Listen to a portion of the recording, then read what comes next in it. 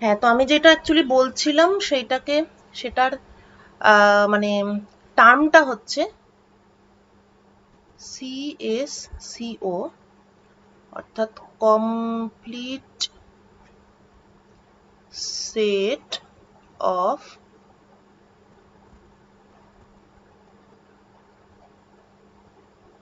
Commutating অবজারভেবলস। তো ব্যাপারটা এরকম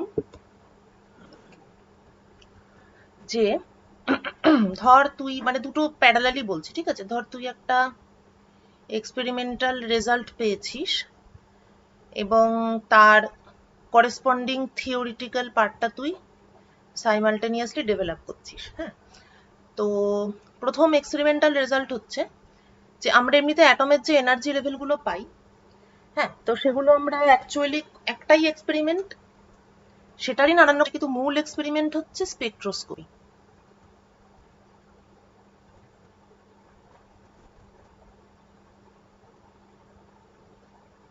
যদি এক্সপেরিমেন্টালি আমরা মানে আমাদের উদ্দেশ্য হচ্ছে এনার্জি লেভেল স্টাডি করা,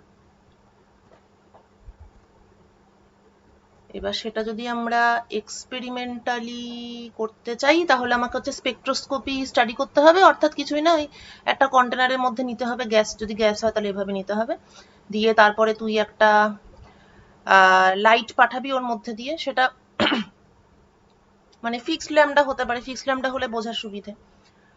তারপরে তুই দেখতে পাবি যে এবার এখান থেকে যে লাইটটা বেরিয়ে আসবে সেটা কোনো কন্টিনিউয়াস হবে না, কিছু কিছু ফিক্সড লাইন থাকবে, এইরকম একটা ব্যাপার হবে। হুম, এবার সেই লাইনগুলোকে দেখে দেখে তুই বুঝতে পারবি যে অ্যাটমের ভেতরের অ্যারেঞ্জমেন্টটা কিরকম। এবং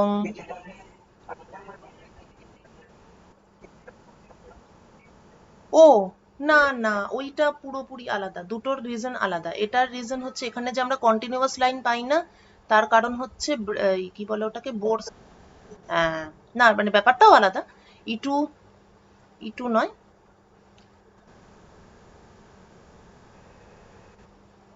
হ্যাঁ, এই যে এই ব্যাপারটা, এটা একটা হায়ার এক্সাইটেড স্টেট থেকে নিচে গেলে ওটা NH নিউ, বুঝেছিস? হ্যাঁ, ওইটা আহ ও না, NH নিউ কেন, N10 নয়, মোট কথা আর কি, এইচ নিউ কিছু একটা আর কি, এইচ নিউ অবজার্ভ এরকম বলতে পারিস। বুঝেছিস তো? মানে হায়ার এক্সাইটেড স্টেটে যাবে, এবার যেহেতু স্টেট গুলো কোয়ান্টাইজ সেজন্য কতগুলো মানে যে কোনো, যেহেতু কোয়ান্টাইজ সেই জন্য সব ফ্রিকোয়েন্সি পাবো না, কিছু কিছু ফ্রিকোয়েন্সি পাবো, এগুলোই হচ্ছে সেই কিছু কিছু ফ্রিকোয়েন্সি, মানে কিছু কিছু পার্টিকুলার লাইন্স পাবো, যেটা ল্যাবেও যখন ল্যাবে এই ধরনের স্পেকট্রোস্কোপিক স্টাডি, হ্যাঁ, ডিসচার্জ টিউব গুলো নিয়ে তোরা যে কাজগুলো করিস সেটা কিন্তু অ্যাকচুয়ালি সেটাই, ঠিক আছে? সেটা একটু অন্য রকমের সেটআপ। সেখানে কি থাকে, ডিসচার্জ টিউবের মধ্যে বেসিক্যালি গ্যাসই থাকে, তারপরে ওটাকে খুব হাই ভোল্টেজ দিয়ে সেটাকে এক্সাইট করা হয়, অ্যাটম গুলো এক্সাইটেড হয়, তারপর ডিএক্সাইট হয়ে নিচে নেমে আসে, তখনই তারা বিভিন্ন রকমের ফ্রিকোয়েন্সি ছাড়ে। এবং ডিসচার্জ টিউবকে তোরা হচ্ছে ওই ইয়ে দিয়ে দেখিস, কি বলে, স্পেকট্রোমিটার দিয়ে দেখিস। হ্যাঁ, দেখে এবং তোরা বিভিন্ন রকম লাইন্স পাস, ঠিক আছে? ওটাই ওটাই স্পেকট্রোস্কোপিক এক্সপেরিমেন্ট বলতে ওটাই বোঝায়। এবার এটাকে তুই কিভাবে এক্সাইট করবি, তুই ডিসচার্জ টিউবে আমরা হচ্ছে মানে ভোল্টেজ দিয়ে এক্সাইট করি, আবার অনেক সময় বাইরে থেকে লাইট পাঠিয়েও সেটাকে এক্সাইট করা যায়। এক্সাইট কিভাবে করবি সেটা আলাদা ব্যাপার, কিন্তু ডিএক্সাইটেশনের সময় কি কি লাইন পাবি, মানে কোন কোন ফ্রিকোয়েন্সি অবজার্ভ করবি, সেটা হচ্ছে ভেতরে কি অ্যাটম আছে তার যে এনার্জি লেভেল তার উপর ডিপেন্ড করে। তো মেন কথাটা হচ্ছে যে স্পেকট্রোস্কোপিক মেজারমেন্ট। এবার স্পেকট্রোস্কোপির মধ্যে নানান ধরনের স্পেকট্রোস্কোপি, আরো হাইপার ফাইন স্পেকট্রোস্কোপি, আরো যদি আমি ফাইন ডিটেলস চাই তাহলে আমি অন্যভাবে করব এক্সপেরিমেন্ট, কিন্তু মূল কথাটা হচ্ছে কিছু না কিছু স্পেকট্রোস্কোপিক মেজারমেন্ট এক্সপেরিমেন্টালি পেতে গেলে। আর থিওরিটিক্যালি পেতে গেলে হচ্ছে একটাই উপায়, সেটা হচ্ছে শোডিঞ্জারস ইকুয়েশন সলভ করা। এই এবার কথাটা হলো যে একদম মানে হিস্টোরিক্যালি বলছি, প্রথম যখন হাইড্রোজেন অ্যাটম নিয়ে এক্সপেরিমেন্ট করা হয়েছিল তখন যে লাইনগুলো পাওয়া গেছিল সেখান থেকে ব্যাক ক্যালকুলেট করে দেখা গেছিল যে এনার্জি লেভেলটাকে যদি 1/n² এর সঙ্গে প্রপোর্শনাল বলে ধরা হয়, তাহলে একমাত্র তখনই আমি যে মানে ফ্রিকোয়েন্সি গুলোকে অবজার্ভ করছি, অবজার্ভড ফ্রিকোয়েন্সি মানে এনার্জি লেভেল গুলোকে যদি 1/n² এর সঙ্গে প্রপোর্শনাল ধরি, তাহলে একমাত্র তখনই আর কি ব্যাপারটা মানে এরকম ক্যালকুলেশন করে দেখা হলো আর কি, n+1 মাইনাস en করে সেটা কি ধরনের পাওয়া যেতে পারে, মানে সেটা equal to h new observed করে কিরকম হবে ব্যাক ক্যালকুলেট করে দেখা গেছে যে 1/n² এর সঙ্গে প্রপোর্শনাল হলে তবেই এইরকম অবজার্ভ ফ্রিকোয়েন্সি গুলো পাওয়া সম্ভব। তাহলে সেখান থেকে বোঝা গেল যে এরকম হাইড্রোজেন অ্যাটমের ওই ধরনের লাইন আছে যেগুলো হচ্ছে 1/n² এর সঙ্গে প্রপোর্শনাল, মানে স্পেসিংটা। ঠিক আছে, এবার থিওরিটিক্যালিও আমি যদি দেখি তাহলে সেটা অবশ্য হাফ করেছি আমরা, পুরোটা করিনি। থিওরিটিক্যালি আমি যখন ক্যালকুলেট করব তখন খুব ইন্টারেস্টিং ব্যাপার হলো যে আমরা আচ্ছা অলরেডি আমরা এইটা করেছি YLM θ5 থ্রি ডাইমেনশনাল শ্রোডিঞ্জারস ইকুয়েশনে YLM θ5 করেছি, তার মানে আমরা L এবং M এই দুটো ইন্টিজারের এক্সিস্টেন্স পেয়েছি। আর রেডিয়াল পার্ট যেটা আছে সেটাকে যখন সলভ করব তখন n বলে আরেকটা ইন্টিজার আমরা পাবো। তো যদিও থিওরিটা অনেক পরে এসেছে, তাহলে আমরা যেহেতু থিওরি পরে এসেছে তাহলে আমরা আবার এক্সপেরিমেন্টে ব্যাক করি। তাহলে এক্সপেরিমেন্টালি আমি দেখছি যে একটাই ইন্টিজার দিয়ে এনার্জি লেভেলগুলোকে এক্সপ্লেন করা যাচ্ছে। ঠিক আছে, এইবার পরবর্তীকালে দেখা গেল যখন আমি ম্যাগনেটিক ফিল্ডের মধ্যে হাইড্রোজেন অ্যাটমগুলোকে রাখলাম তখন হ্যাঁ বল।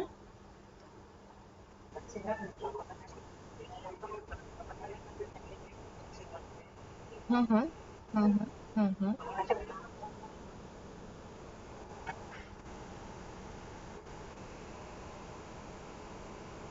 এক্স্যাক্টলি তাই। হুম হুম হুম হুম হুম হুম হুম হ্যাঁ হ্যাঁ হ্যাঁ, কিন্তু থিওরিটা কিন্তু অনেক পরে এসেছে, মানে অনেক পরে মানে অনেক, হ্যাঁ অনেক পরে মানে হচ্ছে যে এক্সপেরিমেন্ট গুলো সব হয়েছে তার প্রায় হয়তো 4-5 বছর পরে থিওরিটা এত ভালোভাবে ডেভেলপড হয়েছে। ঠিক আছে, অনেক পরে মানে বলছি না, স্পিনটা আরো পরে। হ্যাঁ হ্যাঁ হ্যাঁ, স্পিন অবজার্ভের পরে পুরো ব্যাপারটা ক্লিয়ারলি বোঝা গেছিল। মানে লোকে করছিল, করে নিজের মতন করছিল টরছিল ঠিক আছে, কিন্তু পুরোপুরি যে কমপ্লিট থিওরি সেটা স্পিন আসার পরেই থিওরিটা কমপ্লিট হয়েছে। হ্যাঁ, এবার ডিজেনারেসি মানে আমি বলতে এটাই চাইছিলাম আগের দিন যে একদম প্রথমে শুধুমাত্র একটা পাতি স্পেকট্রোস্কোপি করে এইটা বোঝা গেল এই তথ্যটা, তারপরে তো বোর সেটার উপর বেস করে মানে বোর আর কি এটা দেখে দেখলেন হ্যাঁ ওনার থিওরির সঙ্গে মিলে যাচ্ছে দিয়ে হলো। কিন্তু এরপরে যখন ম্যাগনেটিক ফিল্ড অ্যাপ্লাই করা হলো তখন দেখা গেল এই যে অরিজিনালি আমি এরকম লাইন পেয়েছিলাম, কিন্তু যেই আমি ম্যাগনেটিক ফিল্ড অ্যাপ্লাই করে দিলাম অমনি প্রত্যেকটা লাইন ভেঙে হয়তো এরকম দুটো, কেউ হয়তো ভেঙে হয়ে গেল তিনটে, আবার ম্যাগনেটিক ফিল্ড সরিয়ে নিলে আবার সেগুলো আগের মতো হয়ে যাচ্ছে। তাহলে এর থেকে কি বোঝা গেল, এর থেকে বোঝা গেল যে একই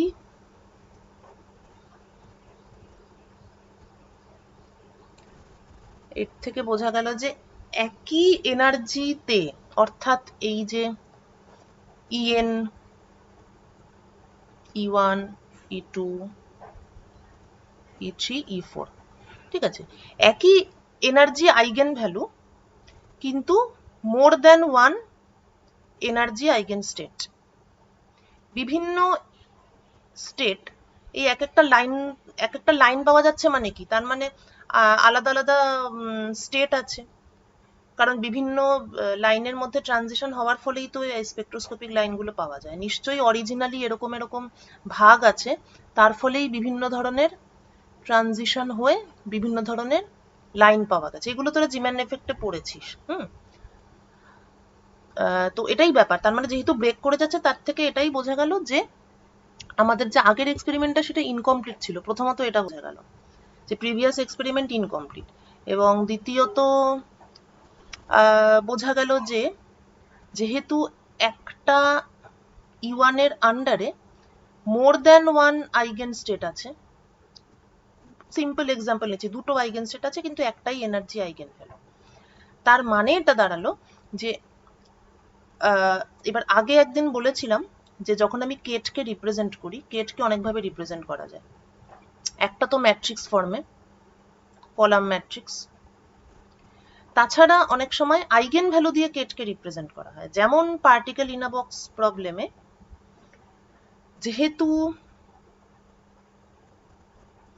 যেহেতু ওয়েভ ফাংশনের একটাই ইন্ডেক্স থাকে, phi n x equal to root over 2 by a sin n by x by a, তার মানে এই স্টেটটাকে আমি এইভাবে লিখতে পারি। এখানে আমাকে কিন্তু ভেরিয়েবলটা মেনশন করতে হলো না, আমি জাস্ট মানে আইগেন ভ্যালুটা, মানে আইগেন ভ্যালুর করেসপন্ডিং আইগেন ভ্যালুটাই অ্যাকচুয়ালি আমি মেনশন করে দিলাম। এবার এটাকে মোমেন্টাম বা অন্য কিছু ফর্মেও লেখা যেতে পারে, কিন্তু এনটা বলে দেওয়া মানে হচ্ছে আমি যদি বলি যে 1, তার মানে কি দাঁড়ালো, আমি গ্রাউন্ড স্টেটটা মিন করছি। কিন্তু ফাংশনাল ফর্মটা তুই এক্স ছাড়া অন্য কোনো ভাবেও লিখতে পারিস, মানে কেউ যদি মনে করে মোমেন্টামের ফর্মে লিখবো, অর্থাৎ এটার ফুরিয়ার ট্রান্সফর্ম, সে সেটাও করতে পারে। এই 1 দিয়ে বোঝানোটাও কিন্তু একদমই জেনারেল একটা ব্যাপার, মানে এটা কিন্তু আবার সেই ভেরিয়েবল ডিপেন্ডেন্ট নয়। মানে আমার কেট ভেক্টরের পারপাসটা হচ্ছে কি ভেরিয়েবল ইন্ডিপেন্ডেন্ট যে কোনো ভাবে লেখাই হচ্ছে কেট ভেক্টরকে ডিফাইন করা। ঠিক আছে, তো যে কোনো কেট ভেক্টরকে আর কি এই আইগেন ভ্যালুর টার্মেও লেখা যায়। কিন্তু এবার এটা তখনই খাটবে, শুধু 1 দিয়ে আমি ডিফাইন করে ফেললাম, এটা তখনই খাটবে যদি ডিজেনারেসি না থাকে। তো যেহেতু এখানে দুটো আইগেন স্টেট, দুটো আলাদা আলাদা আইগেন স্টেট, কেননা ম্যাগনেটিক ফিল্ড অ্যাপ্লাই করার ফলে দুটো সেপারেট হয়ে গেল, তো এবার কিন্তু অথচ একটাই n ইকুয়াল টু 1, তার মানে এটা বোঝা যাচ্ছে যে এই আইগেন স্টেটটাকে আমি শুধুমাত্র 1 বলে লিখতে পারি না, কারণ তাহলে এই যে এর আন্ডারে যে আবার দুটো মানে ডিজেনারেসি আছে, সেটা তো মানে কি করে আমি দুটো স্টেটের মধ্যে আলাদাভাবে ডিফাইন করব, মানে মানে মেন কথা হচ্ছে যে শুধু নাম দিয়ে কাজ হবে না, সঙ্গে পদবি দিতে হবে। ওকে, তো সেজন্য লোকজন তাহলে কি করলো, তাহলে ঠিক আছে, তাহলে আমরা হ্যাঁ কিছু বলবি, তাহলে আমরা নামের সঙ্গে টাইটেল দিলাম আর কি, মৌসুম তার সঙ্গে দে, কারণ মৌসুম নামে আরো অনেক লোক থাকতে পারে। তাই এখানে 1 এর সঙ্গে, এখানে অবশ্য 1 না, 1 এক্সাম্পল নেওয়াটা ঠিক হচ্ছে না, আমি n ইকুয়াল টু 2 যদি বলি এই, তারপরে এখান থেকে স্পেকট্রোস্কোপিক মেজারমেন্ট থেকে যা পাওয়া গেছে সেই ডিটেল আমি যাচ্ছি না, ব্যাক ক্যালকুলেট করে এটা ওটা করে দেখা গেল যে l ইকুয়াল টু 0 থেকে n-1 এরকম ভাবে এনার্জি লেভেলগুলো অ্যাকচুয়ালি স্প্লিট হচ্ছে, অর্থাৎ n এর সঙ্গে আমাকে আরো একটা ইন্টিজার বলতে হবে, না হলে ব্যাপারটা হচ্ছে না। এলই শুধু নয়, শুধু একটা ম্যাগনেটিক ফিল্ড অ্যাপ্লাই করে দেখা গেল যে এল এর সঙ্গে আরো একটা, এটাই অ্যাকচুয়ালি ম্যাগনেটিক কোয়ান্টাম নাম্বার, আরো একটা ইন্টিজার দিতে হবে যেটা -l থেকে +l অবধি ভ্যারি করে। এই তিনটে ইন্টিজারকে একসঙ্গে প্লেস করলে তবেই magnetic splitting of spectral lines এটাকে ঠিকভাবে এক্সপ্লেন করা যায়। তারপর তো সমারফেল্ড থিওরি আছে, যেটা তুই এক্ষুনি বললি যে সমারফেল্ড থিওরি এল এর ব্যাপারটাকে, এল কিভাবে ঢুকছে আর কি, অরবাইটালের শেপটা কিভাবে এল এর উপর ডিপেন্ড করছে, এস অরবাইটাল, পি অরবাইটাল, এগুলোকে বোঝানোর জন্য সমারফেল্ড নিজের মতো থিওরি দিলেন, সেগুলো তো সব ক্লাসিক্যাল জমানার ব্যাপার। তো এই যে ঘটনাটা ঘটলো, মানে ম্যাগনেটিক ফিল্ড অ্যাপ্লাই করলাম, তার ফলে স্টেট দুটো আলাদা হলো, এই ঘটনাটাকে বলে ডিজেনারেসি লিফটিং।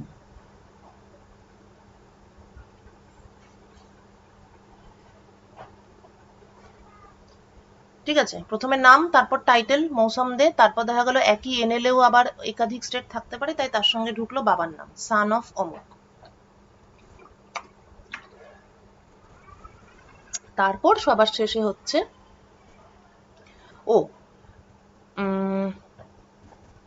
এবারে যে এনএল আর এমএল, এই তিনটে জিনিস আমাদের হচ্ছে থিওরিটিক্যালিও সুন্দরভাবে শ্রোডিঞ্জার্স ইকুয়েশন সলভ করলেই এন এল এম এল এই তিনটে জিনিস পাওয়া যায়, এন এল এম এল। এবং আমি যদি, তার মানে কি, তার মানে একটা আইগেন স্টেটকেই এন এল এম এল তিনটে দিয়ে এক্সপ্লেন করছি, তার মানে হলো এই সেম আইগেন স্টেট হ্যামিল্টনিয়ান অপারেটরের আইগেনস্টেট, যেখান থেকে আমি ইএন পাবো, তার সঙ্গে এই যে এল আর এমএল পাচ্ছি, এরা তো কোনো না কোনো অপারেটরের সঙ্গে নিশ্চয়ই কানেক্টেড। সেটা আমি যদিও এখনো দেখাইনি, ওটা এরপরে দেখাবো যে এল আর এমএল কোন অপারেটরের সঙ্গে কানেক্টেড। সেটা আবার থিওরিটিক্যাল ক্যালকুলেশন করে দেখা গেল যে এই এল যেটা আছে সেটা হচ্ছে এল স্কোয়ার, মানে অ্যাঙ্গুলার মোমেন্টামের স্কোয়ার, সেই অপারেটরের সঙ্গে এলটা হচ্ছে connected like this.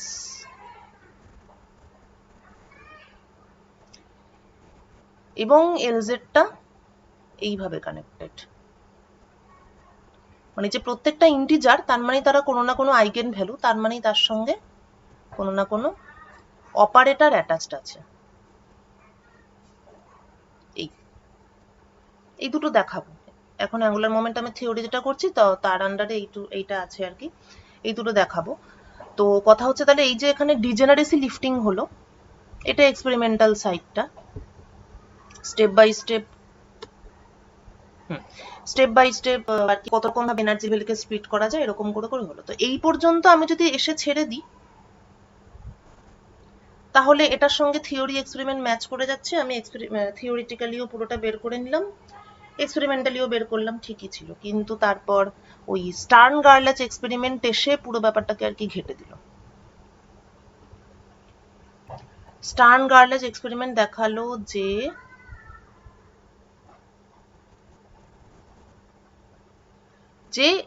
NL ML এটাই যথেষ্ট নয়, মানে এমন একটা সিস্টেম উনি নিলেন যেটাতে মানে এল বা এমএল এর ভ্যালু এমন যে এনার্জি লেভেলের স্প্লিটিং হওয়ার কোনো কথাই নয়, এল ইকুয়াল টু 0। ঠিক আছে, লাস্ট ইলেকট্রনটা এস অরবিটালে আছে। তো সেখানে কোনো স্প্লিটিং হওয়ার কথা নয়, অথচ সেখানেও এরকম একটা সেট অফ ইলেকট্রনস পাঠানো হয়েছিল ম্যাগনেটিক ফিল্ডের মধ্যে দিয়ে, এবং অদ্ভুতভাবে হ্যাঁ দুটো আলাদা রুট হওয়ার কথা ছিল না, এরকম একটা কন্টিনিউয়াস হওয়া উচিত ছিল, মানে সোজাসুজি মানে বিম যেমন ভাবে স্প্রেড করে জাস্ট সেটা। কিন্তু তার বদলে দেখা গেল যে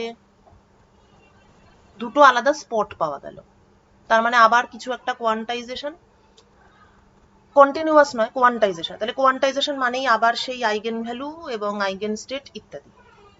এবার শোডিঞ্জার্স ইকুয়েশন থেকে সেটার ক্লু পাওয়া যাচ্ছে না, তার মানে বোঝা গেল এই যে নতুন ধরনের যে ফেনোমেনা সেটা কোনোভাবেই স্পেশিয়াল কোঅর্ডিনেটের সঙ্গে রিলেটেড নয়। It is not at all related to spatial coordinate. সুতরাং বোঝা গেল মানে আগেই তো হাইজেনবার্গ তো ওনার প্রপোজালটা আগেই দিয়েছিলেন যে সবকিছু একটা এক্স ডিপেন্ডেন্ট কেন হবে, এটা একদমই ঠিক নয়। কিন্তু এইটা এই স্টার্ন গার্লাচ এক্সপেরিমেন্ট এবং যেহেতু এখান থেকে কিছু পাওয়া যায়নি, সেখান থেকে বোঝা গেল যে এমন কিছু ফিজিক্যাল প্রপার্টি থাকতে পারে যেটাকে আমরা, এটা মানে খুবই মানে যুগান্তকারী একটা আর কি আবিষ্কার, যে এমন কিছু ফিজিক্যাল প্রপার্টিও থাকতে পারে যেটা কোনো মতেই এক্স ওয়াই জেড এর সঙ্গে রিলেটেড না। তো তখনই বোঝা গেল যে ম্যাট্রিক্স মেকানিক্স ছাড়া আমরা অ্যাকচুয়ালি আর এগোতেই পারবো না, মানে রাস্তা ওখানেই বন্ধ হয়ে যাবে। এবং সেখান তো মানে ওটাই হচ্ছে রেলিভেন্স বা ভিক্টরি অফ ম্যাট্রিক্স মেকানিক্স, যে এত কষ্ট করলাম তার কারণটা হচ্ছে এটা। আর তো এটাই তো, এবং তারপরে এটাকে স্পিন নাম দেওয়াটা তো খুবই খারাপ কাজ বলে আমার মনে হয়, কারণ স্পিন ব্যাপারটা এমনই আমাদের মাথার মধ্যে এরকম ভাবে আর কি ভেবে ভেবে আমরা অভ্যস্ত, কিন্তু স্পিন তো অ্যাকচুয়ালি কেউ করে না, এটা জাস্ট একটা নাম। স্পিন নাম না দিয়ে কেউ জব্বলপুরও নাম দিতে পারতো, ঠিক আছে, এনিথিং। এটা একটা জাস্ট একটা ফিজিক্যাল প্রপার্টিটা কি না, একটা পার্টিকেল, সাব অ্যাটমিক পার্টিকেল, সেটা ইলেকট্রন হতে পারে, নিউট্রন হতে পারে, প্রোটন হতে পারে, দে ইন্টারঅ্যাক্ট উইথ ম্যাগনেটিক ফিল্ড এবং ইন্টারঅ্যাক্ট করে একটা কিছু কোয়ান্টাইজড ভ্যালু পাওয়া যায়।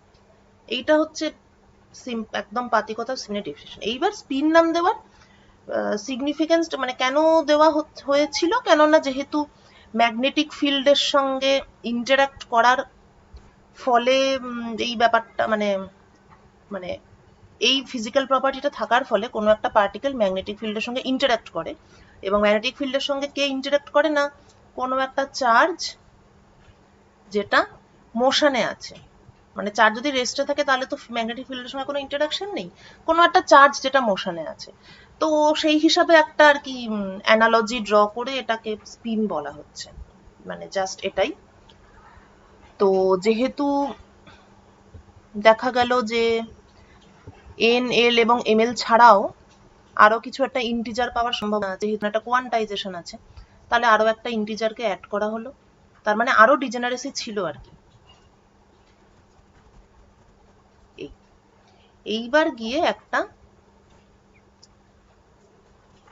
আইগেনস্টেটের পরিচয় কমপ্লিট হলো, মানে বাবার নাম তার সঙ্গে বাড়ির ঠিকানা।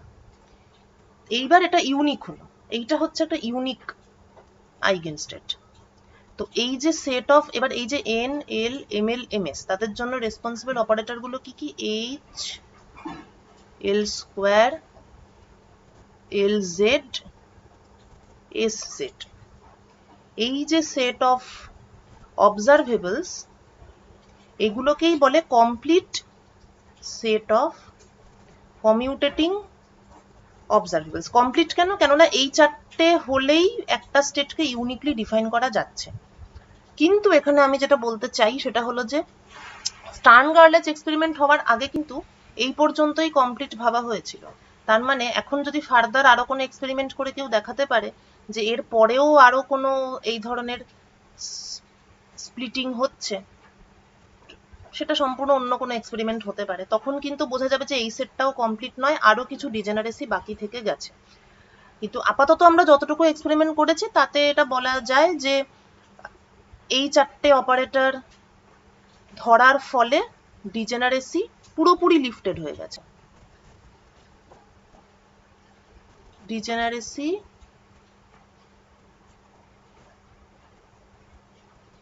কমপ্লিটলি লিফটেড,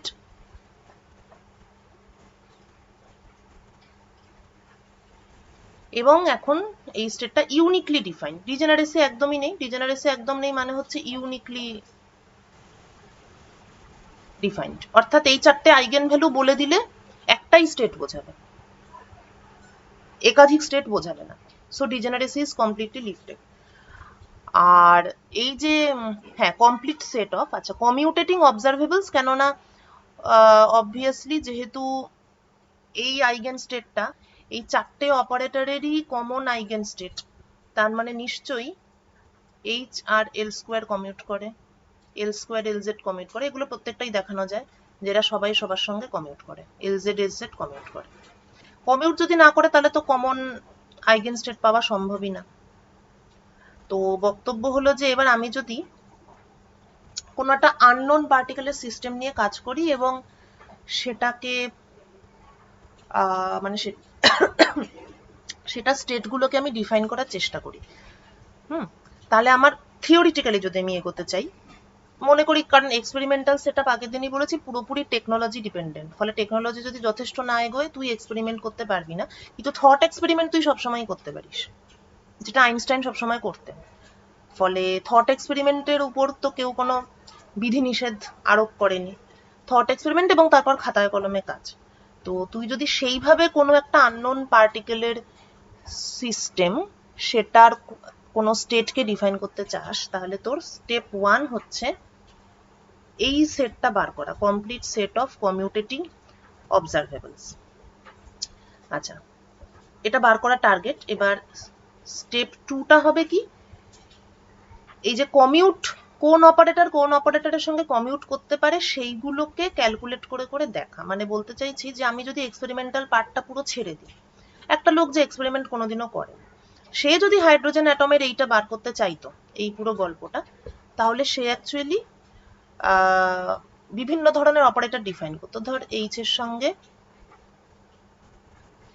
এল প্লাস মাইনাস এরম একটা অপারেটর ধর ডিফাইন করলো, বা Lx এর সঙ্গে Ly এরকম একটা কমিউটেটর টেস্ট করলো। তো এরকম টেস্ট করতে করতে সে দেখবে যে অবভিয়াসলি দেখবে যে এটা এটা কমিউট করছে না, কিন্তু যখনই দেখবে যে L স্কোয়ার Lz কমিউট করছে, তখনই সে একটা ক্লু পেয়ে যাবে যে তার মানে L স্কোয়ার এবং Lz এর একটা কমন আইগেন স্টেট পাওয়া যেতে পারে। যদি আমি আরো জেনারেলি বলতে চাই, তাহলে সে এর সঙ্গে বি দেখলো কমিউট করছে, কিন্তু বি এর সঙ্গে সি কমিউট করছে না, কিন্তু বি এর সঙ্গে ডি কমিউট করছে। তাহলে এখান থেকে সে এই সিদ্ধান্তে আসবে যে এ, বি এবং ডি এই তিনটে অপারেটরের একটা কমন আইগেনকেট থাকা পসিবল,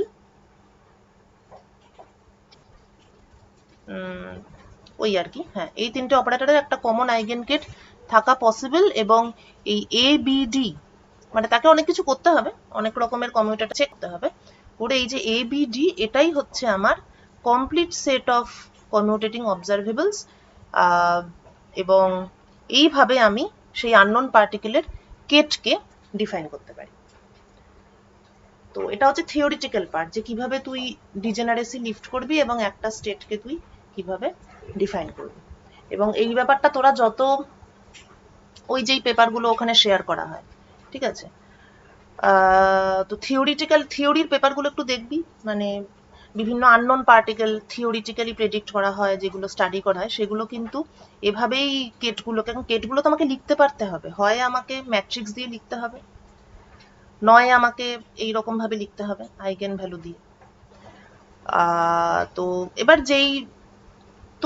এবার যে যেইভাবে থিওরিটিক্যালি ব্যাপারটাকে হ্যান্ডেল করছে সেটা তার সুবিধা আর কি, যে ম্যাট্রিক্সের সুবিধা হচ্ছে না এটাতে সুবিধা হচ্ছে। তো এবারে কেট ফেট গুলো লেখার সময় জেনারেল অ্যাপ্রোচটা এটাই হয়, যে কমন সেট অফ কমিউটেটিং অবজারভেবলস বার করো, তার আইগেন ভ্যালু দিয়ে কেটকে ডিফাইন করো, তারপর তুমি অপারেটর দিয়ে সেটাকে অ্যাক্ট করিয়ে বিভিন্ন রকম আর কি ক্যালকুলেশন করো। বুঝেছিস?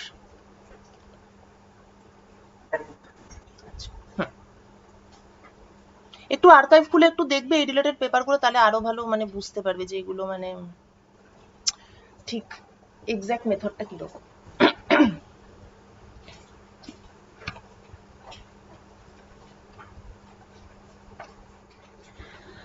আচ্ছা, এইবার আমরা হাফ রাস্তায় ছিলাম, না হাফও নয়, কোয়ার্টার রাস্তা।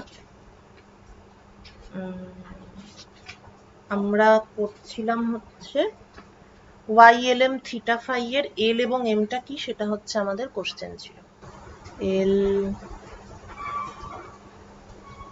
আর এম মানে আমরা হচ্ছে অ্যাঙ্গুলার পার্ট সলভ করে স্ফেরিক্যাল হারমোনিক সেটা পেয়েছিলাম, কিন্তু সেখানে এল আর এম ছিল। এবার কোশ্চেনটা হচ্ছে এল আর এমটা আদতে কি, মানে ফিজিক্যালি এটা কোন কোন কোয়ান্টিটিকে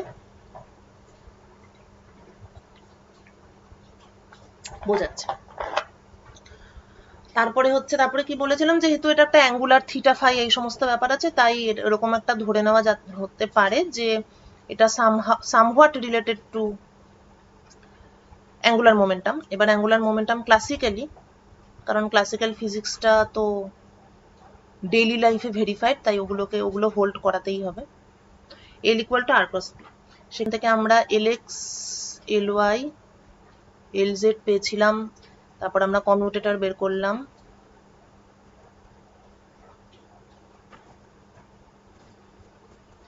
এই না প্লাস মাইনাস ছিল কি, না প্লাস মাইনাস ছিল না,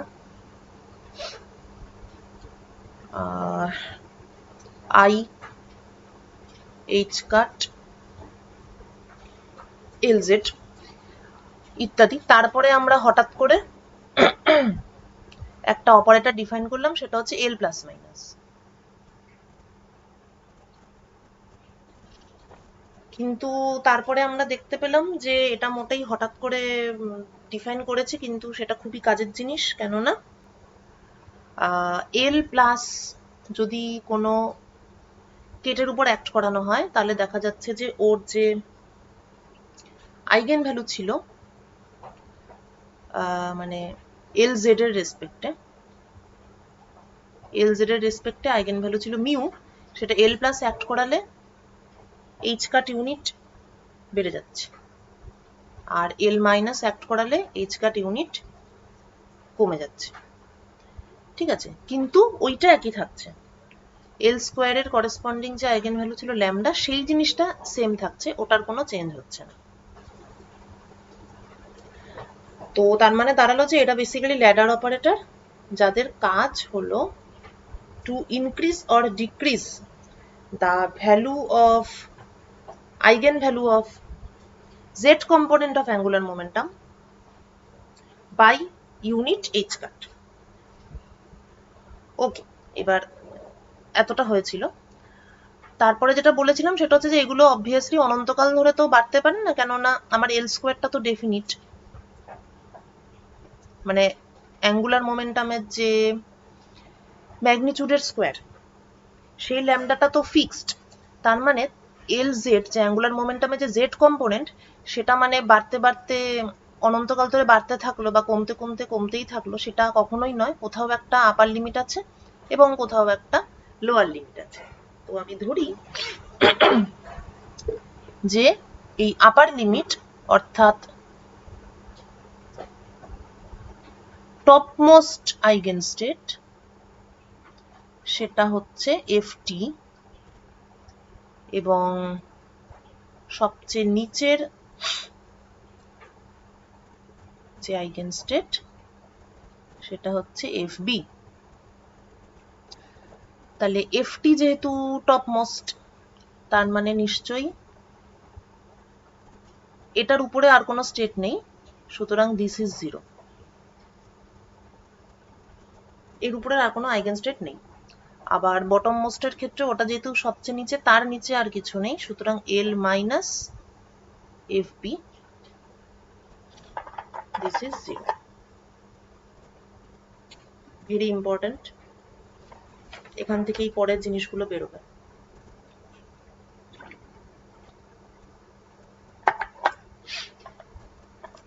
আচ্ছা, এবার ধরা যাক, তাহলে এবার আমরা এফটি আর এফবি এই দুটো জিনিসকে নিয়ে এগোবো।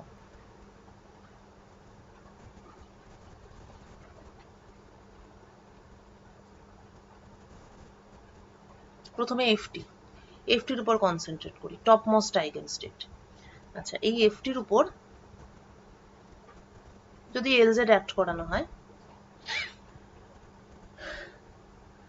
আচ্ছা যেহেতু আমরা দেখেছি যে এলজেড এর যে কোনো ভ্যালু অ্যালাউড নয়, ঠিক আছে, কেননা আমরা পরিষ্কার দেখতে পাচ্ছি যে একটা কোনো নির্দিষ্ট স্টেট থেকেও আমি যদি শুরু করি তাহলে এইচ কাট করে করে বাড়ছে বা এইচ কাট করে করে কমছে, অর্থাৎ এলজেড আইগেন ভ্যালু ইজ কোয়ান্টাইজড এবং কোয়ান্টামের পরিমাণটা হচ্ছে এইচ কাট ইউনিট। তাই আমি টপমোস্ট স্টেটের ক্ষেত্রে এইচ কাট এল এই আইগেন ভ্যালুটা ধরছি, ঠিক আছে। কিন্তু এলটা কি সেটা আমরা একটু পরে আসবো, মানে এলটা কি মানে বলতে চাইছি ইন্টিজার বা ফ্র্যাকশন বা কি, সেটা আমরা পরে আসবো। মোটামুটি আমরা এখানে যেহেতু দেখলাম এইচ কাট করে বাড়ছে, তাই আমরা topmost highest value of that is mu max, সেটাকে আমি এল এইচ কাট ধরলাম। আর এল স্কোয়ার তো সবসময় একই থাকছে, ল্যামডা এফটি, ঠিক আছে। আচ্ছা, এবার একটুখানি ব্যাপারটাকে সলভ করতে হবে, কেননা আমরা এখানে অ্যাকচুয়ালি যেটা চাইছি সেটা হলো আমরা এই দুটো ইকুয়েশন থেকে ল্যামডাটাকে বের করতে চাইছি। এবার আমার হাতে কি তথ্য আছে, এল প্লাস এফটি 0 এবং L Z FT H cut এল এফটি, এই দুটোকে ইউজ করে যদি ল্যামডা বের করতে হয় তাহলে আমাকে নিশ্চয়ই এল স্কোয়ারকে LZ এবং L প্লাসের টার্মে লিখতে হবে, তাহলেই একমাত্র ল্যামডা বের করতে পারি, কেননা আমরা বর্তমানে শুধু L প্লাস এফটি আর LZ এফটি এই দুটো জানি। তাহলে L স্কোয়ারকে কিছু একটা ভাবে LZ এবং L প্লাসের টার্মে লিখতে হবে। নাও ইম্পর্টেন্ট, এগুলি হচ্ছে যারা অঙ্ক টঙ্ক ভালো পারে তারা এগুলো পটপট দেখে দেখে আর একটু ট্রায়াল অ্যান্ড এরর করে করে এগুলো করে ফেলে। এই কোয়ান্টিটিটা আমরা বার করব, ঠিক আছে? যদিও সেটাও একটুখানি এরকম বোঝা যায়, কারণ L প্লাস হচ্ছে Lx প্লাস ILy এবং L মাইনাস হচ্ছে Lx মাইনাস ILy, তো এবং L স্কোয়ার হচ্ছে কি Lx square plus Ly square plus Lz square. তো এই তিনটে জিনিসকে একটু উত্তম রূপে দেখলে পরে বোঝা যায়, যেখানে L প্লাসকে L মাইনাস দিয়ে গুণ করার একটা ফান্ডা অবশ্যই থাকবে, কেননা Lx স্কোয়ার প্লাস Ly স্কোয়ারকে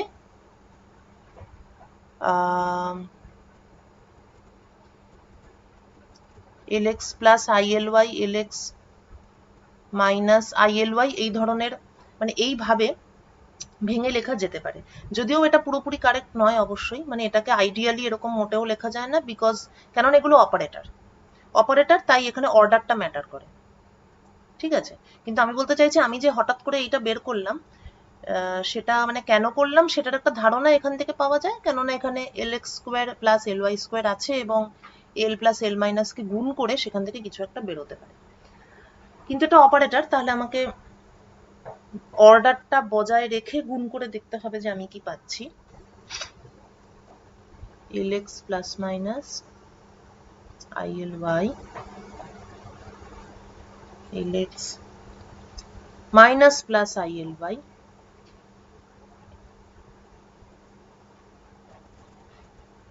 এবার আমরা গুণ করি। Lx স্কোয়ার প্রথমে, আচ্ছা, তারপর হচ্ছে minus plus I Lx Ly, আচ্ছা, তারপর plus minus I Ly Lx,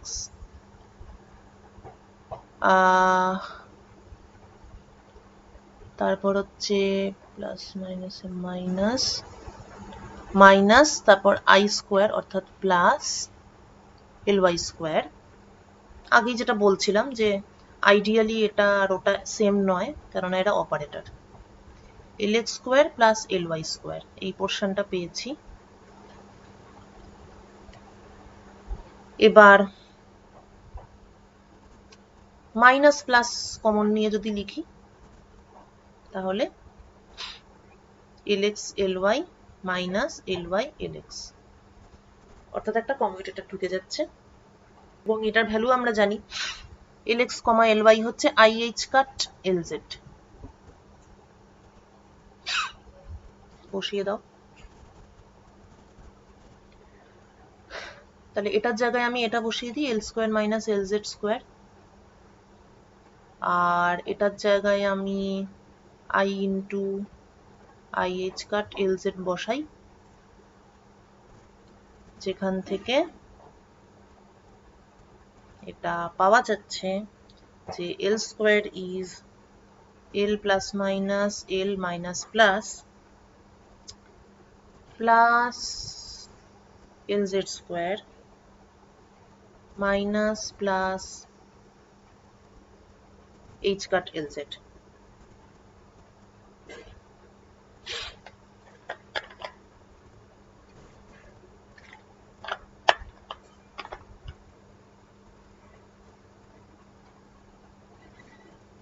ঠিক আছে, তাহলে আমাদের পারপাস সার্ভড, আমরা L স্কোয়ারকে এগুলোর টার্মে লিখে ফেলতে পেরেছি, সুতরাং আমরা এখন ইজিলি ল্যামডার ভ্যালুটা বের করতে পারবো। তবে এখানে L স্কোয়ারের দুরকম রিলেশন পেয়েছি, একটা আচ্ছা একটা রিলেশনে এই জায়গাটা L প্লাস L মাইনাস আছে, আর একটা রিলেশনে এই জায়গাটা L মাইনাস L প্লাস আছে, দুরকম রিলেশন।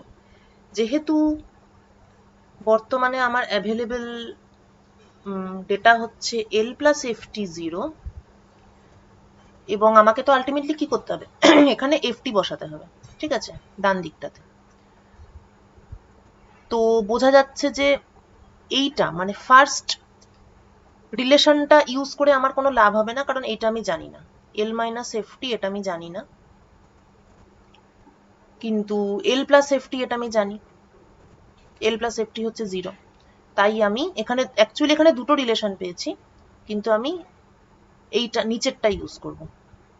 অর্থাৎ here I will what I will use is L square ft is equal to L minus L plus ft, তার মানে নিচের সাইনগুলো সব ইউজ হবে, L minus L plus ft plus Lz square ft plus h cut Lz ft।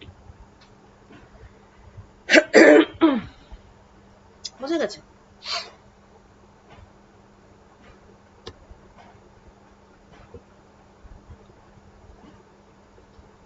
ওটা 0,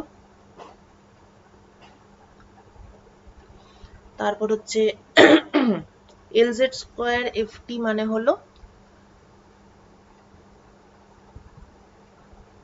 Lz ft হচ্ছে h cut L ft,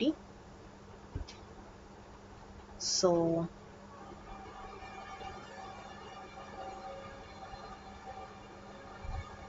h cut square L square ft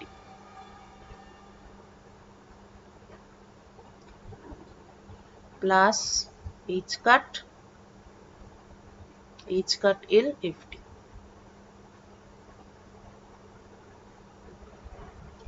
h cut square L plus 1, therefore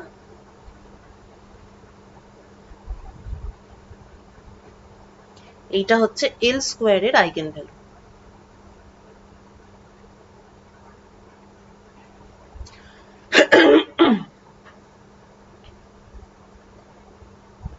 ঠিক আছে, এবার আরেকটা part বাকি, FT হয়ে গেল, এবার এফবি সেইটা বাকি। এখনো কিন্তু YLM থিটা ফাই এর সঙ্গে কম্পেয়ার করার মতো জায়গায় আসিনি, ঠিক আছে। এখন আমরা জাস্ট ওই ব্যাপারটাকে ভুলে গিয়ে, মানে এল আর এমটাকে ভুলে গিয়ে আমরা ইন্ডিপেন্ডেন্টলি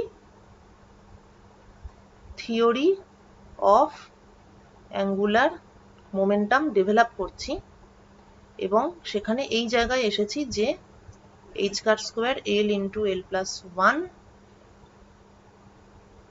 এইটা L স্কোয়ার এর আইগেন ভ্যালু। এলটা কি সেটা এখনো জানি না, ইন্টিজার অর ফ্র্যাকশন এটাও কিন্তু ইভেন এখনো জানি না।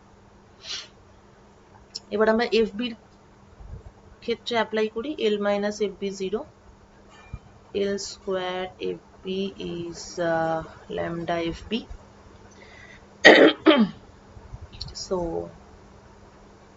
L square FB, এবার L square এর অন্যটা ইউজ করব, উপরের সাইনটা L plus L minus FB plus Lz square FB minus h cut Lz FB।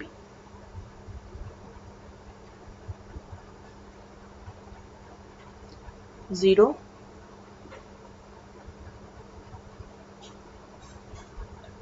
ও আরেকটা জিনিস আমাকে ধরতে হতো, সরি, সেটা হচ্ছে যে Lz আগের বার Lz FT ধরেছিলাম, h cut এবং সাম আরবিট্রারি ভ্যালু L FT, তো এখানেও Lz FB এখানেও আরেকটা আরবিট্রারি অন্য কোনো ভ্যালু ধরবো, h cut L ড্যাশ ধরি, এটা আরেকটা টোটালি আরেকটা another physical quantity, another number, h cut L dash, তো plus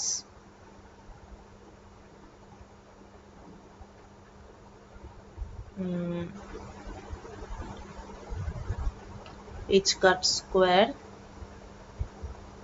l dash square fb minus h cut square l dash fb, অর্থাৎ h cut square l dash minus 1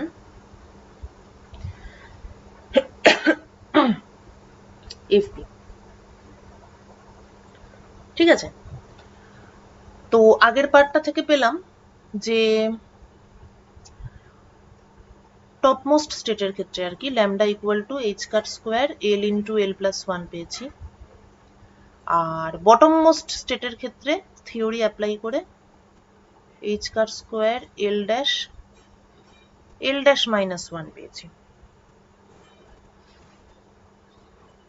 এবার কথা হচ্ছে যে এই দুটো তো ডিফারেন্ট নয়, এই দুটো হচ্ছে একই জিনিস, তাহলে এটা এবং এটা আমার সেম হওয়া দরকার।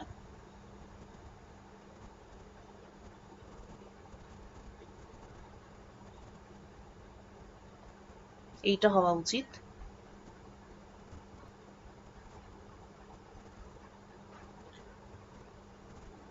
তাহলে তার মানে হচ্ছে basically what is the relation between L and L dash. এলটা কি টপমোস্ট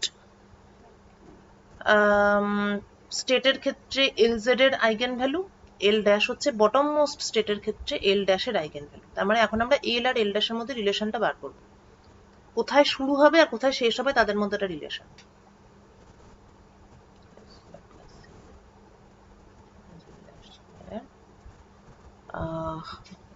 प्लस एल डैश 0 और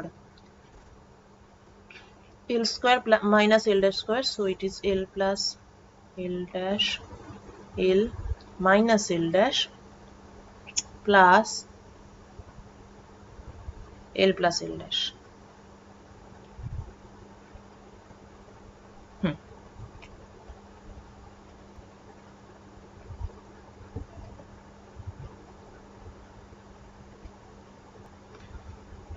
So l plus l dash যদি কমন নিই তাহলে l minus l dash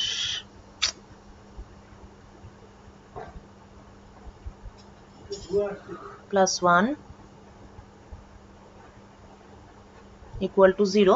তাহলে এর সলিউশন কি কি হচ্ছে, একটা হলো l equal to minus l dash, এটা একটা সলিউশন, আর না হলে এইটা হচ্ছে another solution, l dash equal to l plus 1। আচ্ছা, এই দুটো সলিউশনের মধ্যে এইটা তো হতেই পারে না, কেননা এল প্রথমত এল এর উপরে কিছু ছিল না, এলটা হাইয়েস্ট ছিল, এটা টপ মোস্ট। ঠিক আছে, তাহলে এল এর উপরে কোনো স্টেট নেই, আর যদিও বা থাকার সম্ভাবনা থাকলেও সেটা অন্তত এল ড্যাশের সঙ্গে ইকুয়াল হতেই পারে না, কেননা এল ড্যাশ হচ্ছে বটম মোস্ট, এটা সব থেকে নিচে, এটা সব থেকে নিচের, আর এটা সব থেকে উপরের। সো এল ড্যাশ কখনোই এল প্লাস 1 এর সঙ্গে ইকুয়াল হতে পারে না, তাই এই রেজাল্টটা হবে না, এই রেজাল্টটা হবে এল is equal to minus L dash. তাহলে যেটা দাঁড়াচ্ছে সেটা হলো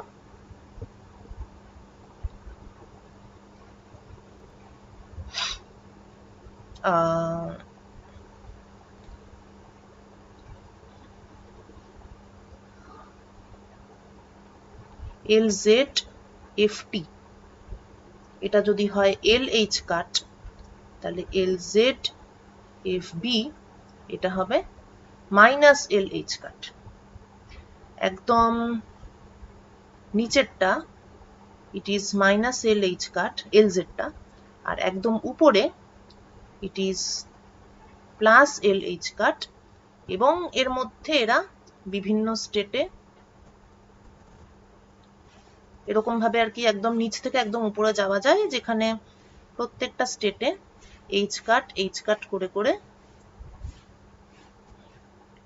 এল জেড এই কম্পোনেন্টটা অ্যাড হয়, এইরকম ভাবে বাড়ে। ইট ইজ কোয়ান্টাইজড, মিনিমামটা মাইনাস এল এইচ কাট করে বেড়ে বেড়ে এটা প্লাস এল এইচ কাট পর্যন্ত পৌঁছায়। ঠিক আছে, এইবার ধরা যাক যে এখানে nটা স্টেপ আছে, মানে কিছু তো একটা ফাইনাইট নাম্বার অফ স্টেপ থাকবে, মানে এতগুলো স্টেপে স্টেপে গেলে মাইনাস এল থেকে প্লাস এলে যাওয়া যায়। তাহলে যেটা হবে সেটা হচ্ছে মাইনাস এল এইচ কাট প্লাস এতগুলো ইউনিট বাড়লো, there will be a finite number of units, এতগুলো ইউনিট বাড়ার ফলে আমি মোস্টটা পেলাম, এইটা পেলাম। তো এটাকে সলভ করে কি পাচ্ছি, minus L plus N equal to plus L, or 2l equal to n, or l equal to n by 2. খুব important. l equal to n by 2 অর্থাৎ যেহেতু n is a integer, এটা মনে রাখতে হবে যে n টা কিন্তু ইন্টিজার, তার মানে l টা either it is a integer or it is half integer.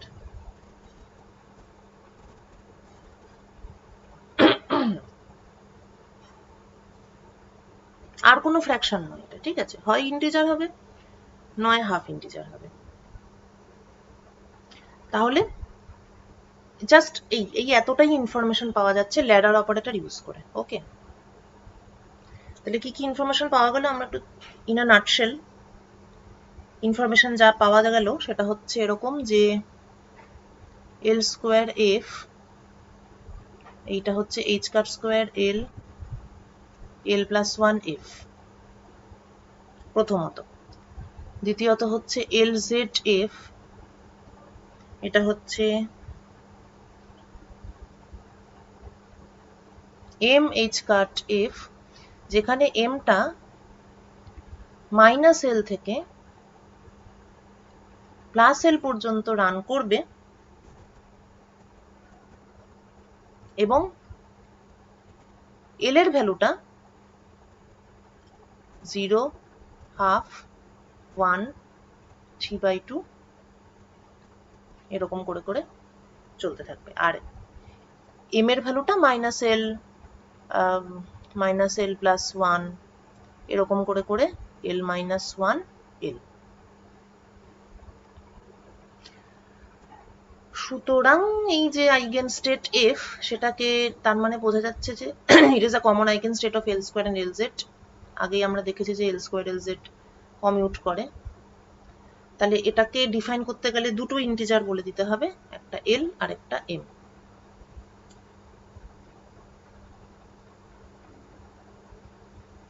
অর্থাৎ এফ এল এম কে আমি চাইলে এভাবেও লিখতে পারি।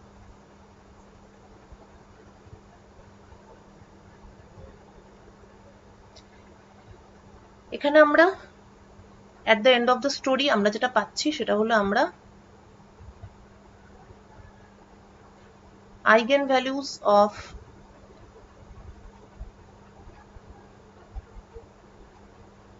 angular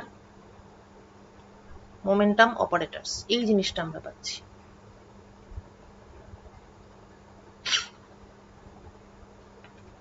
ঠিক আছে, কিন্তু আমরা এখনো কি পাইনি, আইগেন ফাংশন পাইনি আমরা এখনো।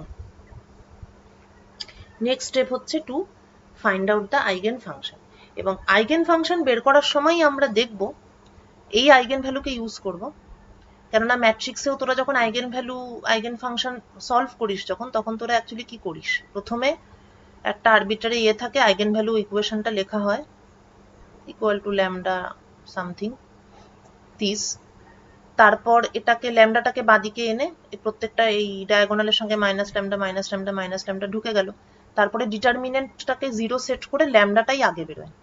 ঠিক আছে, তো প্রথমে আইগেন ভ্যালু বেরোয়, পরে সেটাকে ইউজ করে আইগেন ফাংশন বেরোয়। তো এখানেও আমরা আইগেন ভ্যালুটা আগে পেয়েছি, এটাকে ইউজ করব করে আইগেন ফাংশন বার করব। আইগেন ফাংশন বের করলে পরে দেখা যাবে, আচ্ছা কি দেখা যাবে এখন বলবো না, বের করি।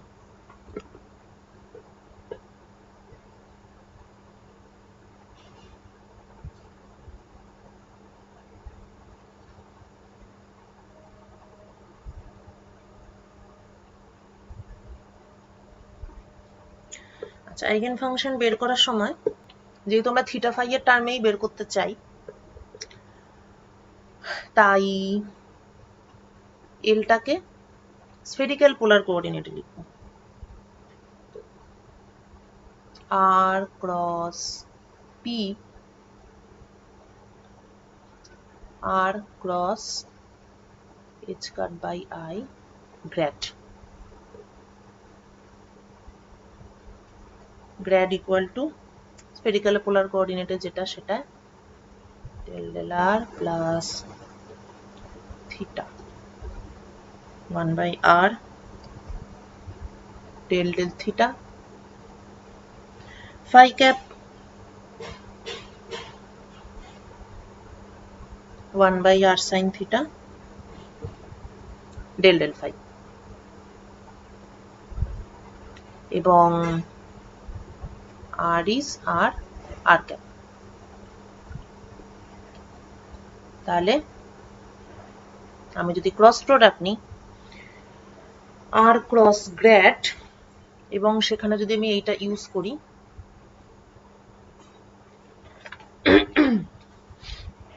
আর ক্রস থিটা, ক্রস প্রোডাক্টের যা নিয়ম আর কি, আর ক্রস থিটা ফাই এবং আর ক্রস ফাই হবে এভাবে, অর্থাৎ এটা হবে মাইনাস থিটা। এটাকে যদি ইউজ করি তাহলে আর ক্রস গ্র্যাড এটা পাওয়া যাবে phi cap del del theta minus theta cap 1 by sin theta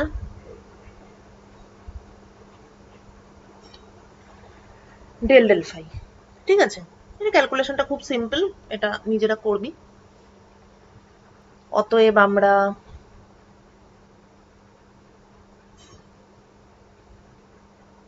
L equal to পেলাম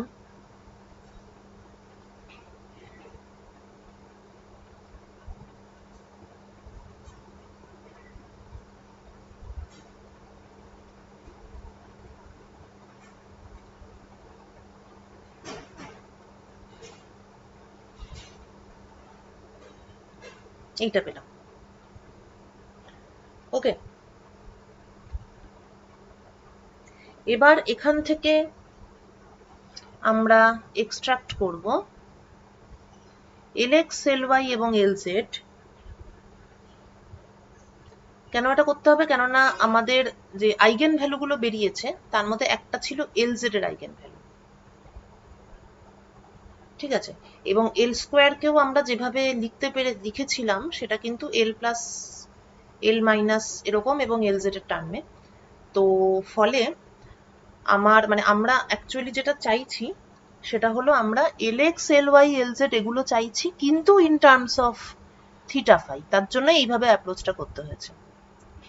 we need Lx Ly Lz, কেননা আইগেন ভ্যালু বের করার সময় কার্তেজিয়ানেই করা হয়েছিল, কিন্তু সেগুলো থিটা ফাই এর টার্মে চাইছি।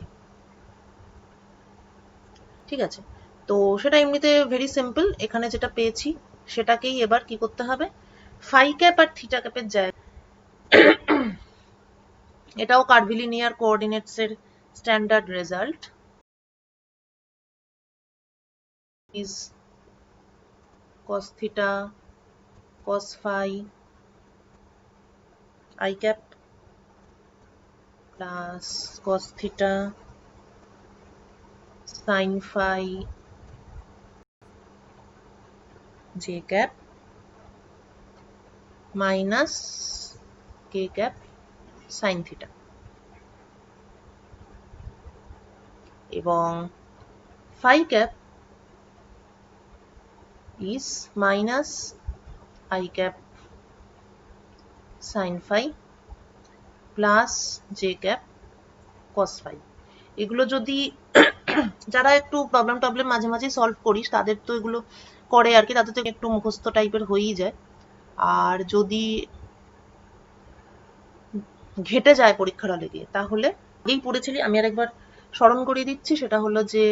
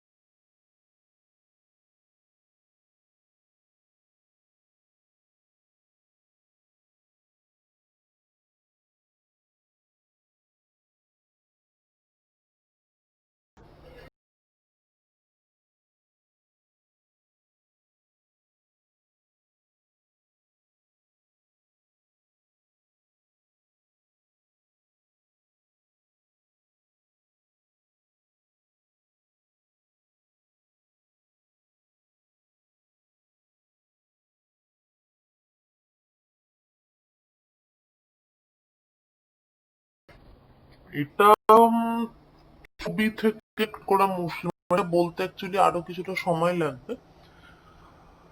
এটা আমি সাজেস্ট করব যে কার্ভিলিনিয়ার কোঅর্ডিনেটসটা আরেকবার উল্টে দেখলেই ফাই ক্যাপটা কি করে এটা হচ্ছে সেটা বুঝতে পারবি। তবে এটা যেহেতু দেখতে অতটা ভয়ানক নয়, তাই এটা আশা করি মনে মনে থেকে যাবে আর কি।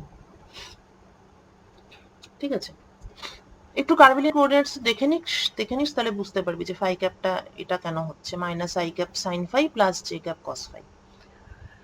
তো এবার এই থিটা ক্যাপ এখানে বসাবো, আর এই যে ফাই ক্যাপ সেটা আমি এখানে বসাবো।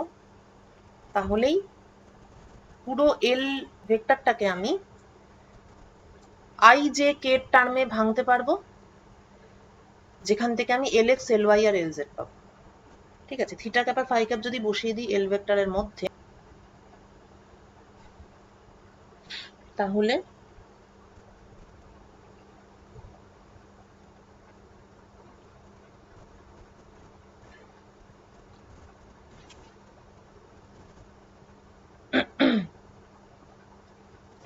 যেটা আসবে সেটা হলো minus sine phi del del theta. এই ক্যালকুলেশনগুলো তোরা প্রত্যেকে নিজে করবি। Del del phi I cap, আচ্ছা, প্লাস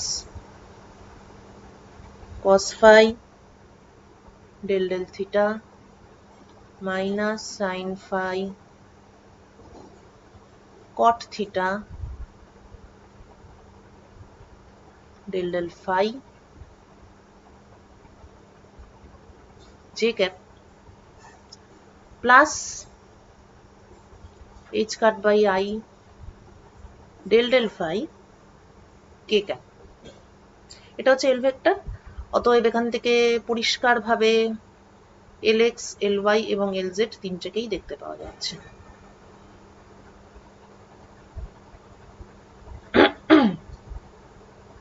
এটাই আমাদের পারপাস ছিল। এবার নেক্সট টাস্ক কি, যেহেতু আমরা আগের ক্যালকুলেশনের রেজাল্ট ইউজ করব, তাই এবার নেক্সট টাস্ক হচ্ছে এল প্লাস মাইনাসটা লিখ। বল।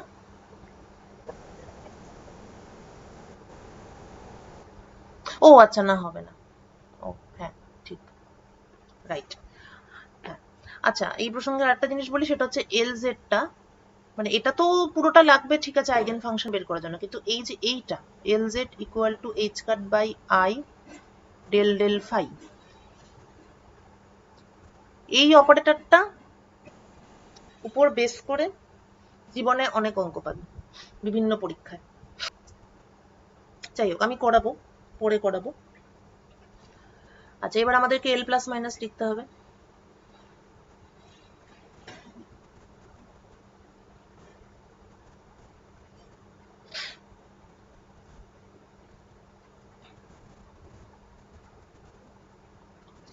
I LX minus sine phi del del theta, ওগুলো যদি আমি ক্লাস নিতাম সব তোদেরকে দিয়ে করাতাম। Cot theta del del phi, okay, plus minus cos phi del del theta minus sin phi cot theta del del phi। ও একটা আই হবে।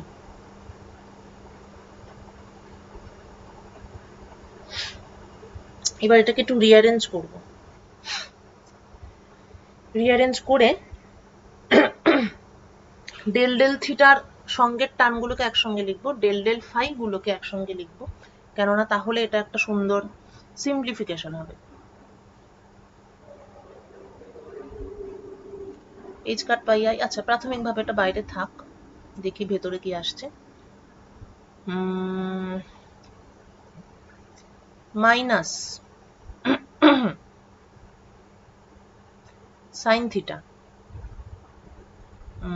মাইনাস প্লাস আই, এই সাইন থিটা না, sine phi minus plus I cos phi del del theta. আচ্ছা, তারপর next হচ্ছে minus cot theta cos phi, আবার minus plus I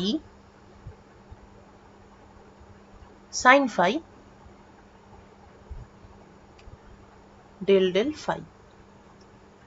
caught theta common, এখানে এটা, হ্যাঁ ঠিক আছে।